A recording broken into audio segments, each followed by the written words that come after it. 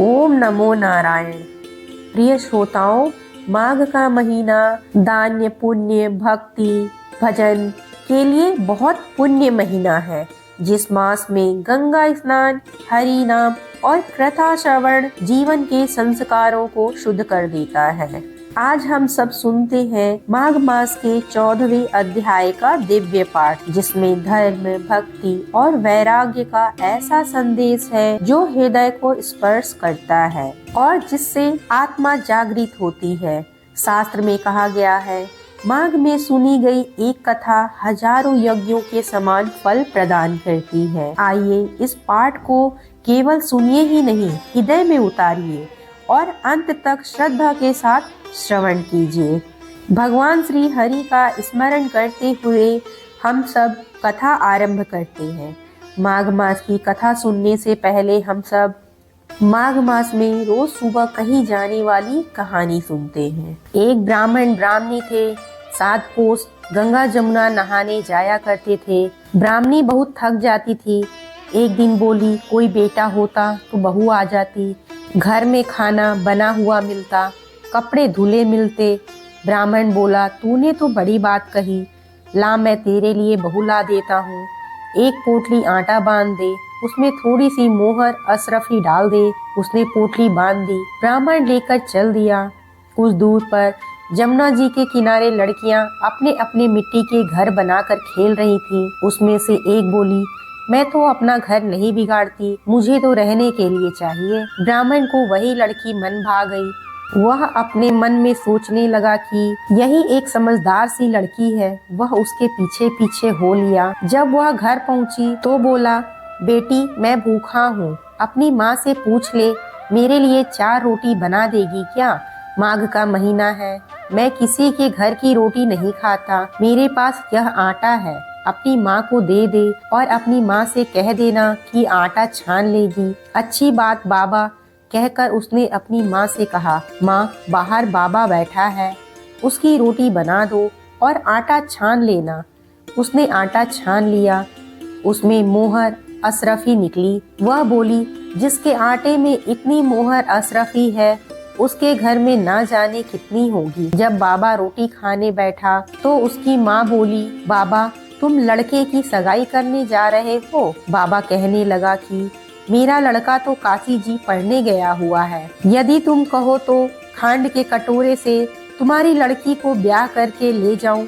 लड़की की माँ बोली, अच्छी बात है बाबा। वह ब्याह करके ले आया।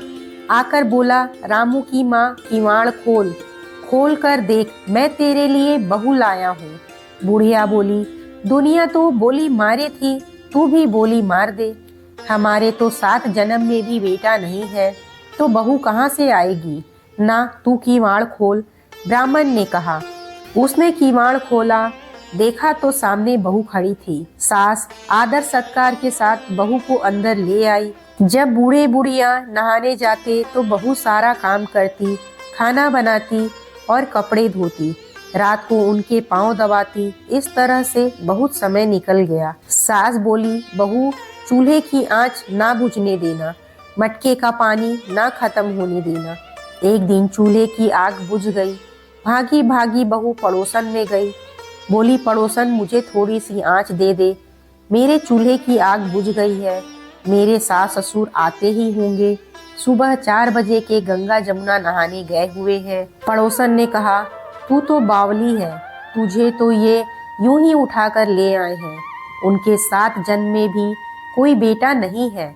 बहू बोली, ना इनका बेटा तो काशी जी पढ़ने गया है। पड़ोसन बोली, तुझे तो झूठ बोलकर लाए हैं। वह बोली, मैं अब क्या करूं? उसने कहा, जली फूकी रोटी बना दे, अनूठी दाल कर दे, खीर की कड़छी दाल में, दाल की कड़छी खीर में दे दे। उसको पड़ोसन की सीख लग गई। उसने ऐसा ही किया। सास ससुर आए। आज ना तो आदर सत्कार किया, ना ही उनके कपड़े धोए, खाना लगा दिया। सासू बोली, बहू ये क्या है? ये तो जली फूकी रोटी है, अनूठी दाल है। बहू बोली, यही खा लो सासू जी, तुम एक दिन खा लोगी तो कुछ नहीं होगा, मुझे तो जीवन भर अनूठी रहना है। सासू बोली, बहू को तो पड़ोसन की सीख लग गई। रात को सो गई। बहू सुबह भागी भागी पड़ोसन में गई। बोली, अब क्या करूं? बोली, सातों कोठों की चाबी मांग लो। जब सासू जाने लगी तो बहू आगे अड़ गई। बोली, बाद में जाना, पहले मुझे सातों कोठों की चाबी दे दो। ससुर बोला, चाबी दे दो, आज भी इनका कल भी इनका, हमारा क्या है, आज मरे कल दूसरा दिन। पीछे से बहू ने कोठे खोलकर देखा तो किसी में अन्न, किसी में धन्य, किसी में बर्तन, किसी में कपड़े, अटूट भंडार भरे पड़े हैं। सातवां कोठा खोलकर देखा तो उसमें गणेश लक्ष्मी जी, पीपल, पथवारी, माघ में ठाकुर, राई दामोदर, तुलसी का बिरला, 36 करोड़ देवी देवता विराजमान हैं। गंगा जमुना है, वहाँ एक लड़का माला जप रहा है। बोली, तू कौन? लड़का बोला, मैं तेरा पति हूँ, किवाड़ बंद कर दे, मेरे माँ बाप आएंगे तब खोलियो। अब तो बहू बहुत खुश हुई। 36 प्रकार के भोजन बनाए, 16 श्रृंगार किए, रांची मांची डोले। सास ससुर आए, बड़े प्यार से उनसे बात की, उनके कपड़े धोए, खाना खिलाया। बूढ़ा बोला, बहू तो धन देखकर राजी हो गई। बहू सास के पैर दबाती जाए और कहती जाए, माँ जी, तुम इतनी दूर 12 कोस गंगा जमुना नहाने जाती हो, थक जाती होगी, तुम घर में नहा लिया करो। सास बोली, बावली, कहीं घर में भी गंगा जमुना बहती है? बहू बोली, हाँ माँ जी, चलो मैं दिखाती हूँ। उसने सातवां कोठा खोल कर दिखाया। उसमें गणेश लक्ष्मी, पीपल पथवारी, तुलसा जी, माघ में ठाकुर, राई दामोदर, शिव पार्वती, 36 करोड़ देवी देवता विराजमान है। गंगा जमुना बह रही है। तिलक लगाए चौकी पर बैठा एक लड़का माला जप रहा है। माँ बोली, तू कौन? वह बोला, माँ, मैं तेरा बेटा हूँ। बुढ़िया ने पूछा, तू कहाँ से आया? लड़के ने कहा, मुझे तो माघ के देवता ने भेजा है।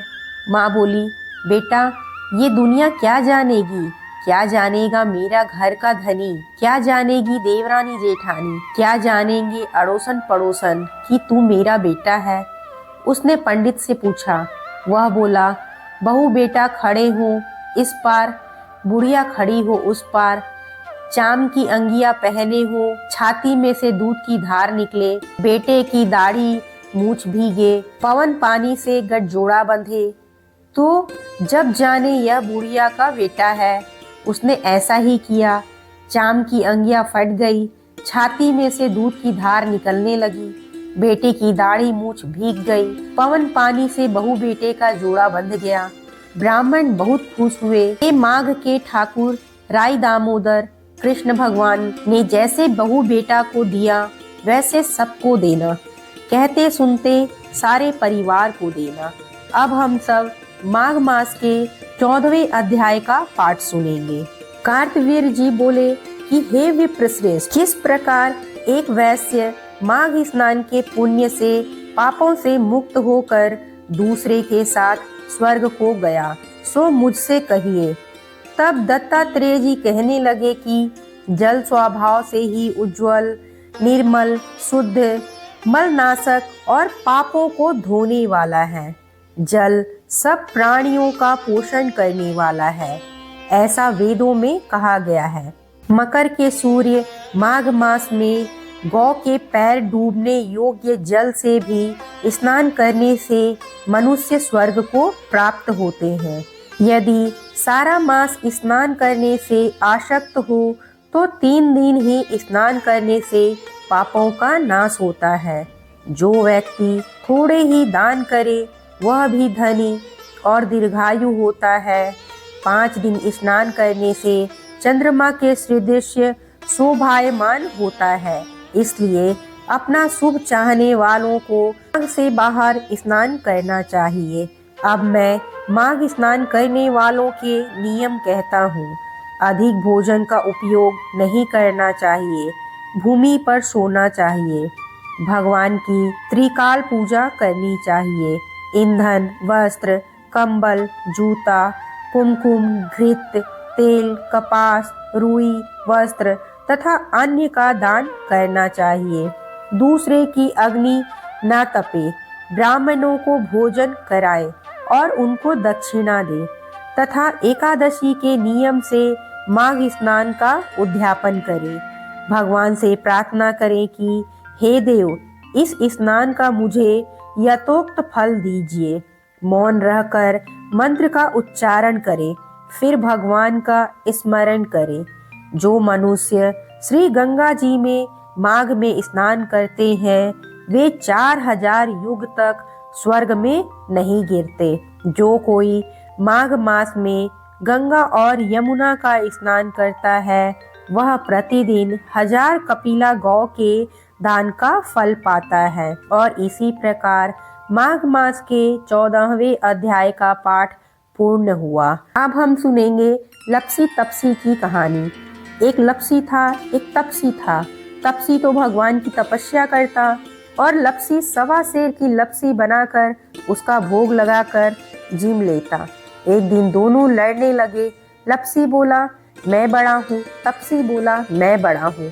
इतने में नारद मुनि आए और बोले तुम क्यों लड़ रहे हो? तो तपसी ने कहा मैं बड़ा हूँ और लप्सी ने कहा मैं बड़ा हूँ। तपसी बोला मैं सारे दिन भगवान विष्णु की पूजा करता हूँ। यह सुन नारद जी ने कहा मैं तुम्हारा फैसला कल कर दूंगा। दूसरे दिन लप्सी तपसी नहा कर आए तो नारद जी ने 1.25 करोड़ की अंगूठी उनके आगे फेंक दी। लप्सी का ध्यान उस अंगूठी पर नहीं गया। तपसी तपस्या करने बैठा तो उसे अंगूठी दिखी और उसने अपने घुटने के नीचे दबा ली और तपस्या करने लग गया। लप्सी लापसी बनाकर उसका भगवान को भोग लगाकर जिमने बैठ गया। इतने में नारद जी आए। तब दोनों से पूछा कि कौन बड़ा है। फिर तपसी ने कहा मैं बड़ा हूँ।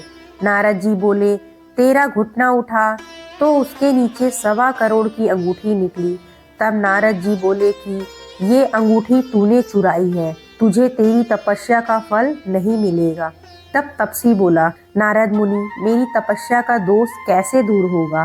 तब नारद जी ने कहा रोटी बनाकर बांटा नहीं तो फल तुझे होगा। ब्राह्मण जिमा कर दक्षिणा नहीं दिया तो फल तुझे होगा। साड़ी दे के ब्लाउज नहीं दिया तो फल तुझे होगा। दिया से दिया जलाया तो फल तुझे मिलेगा। सब व्रत त्योहार की कहानी सुनने के बाद तेरी कहानी नहीं सुने तो फल तुझे होगा। तब से लप्सी तपसी की कहानी सुनी जाती है। कहानी सुनने के बाद ऐसा कहें लप्सी को फल लप्सी ना हो ज्यो, तपसी को फल तपसी ना हो ज्यो, माँ की कहानी कथा को फल माने हो ज्यो। जय श्री कृष्णा। अगर आपको मेरी वीडियो अच्छी लगी हो तो वीडियो को लाइक, सब्सक्राइब और शेयर जरूर करें।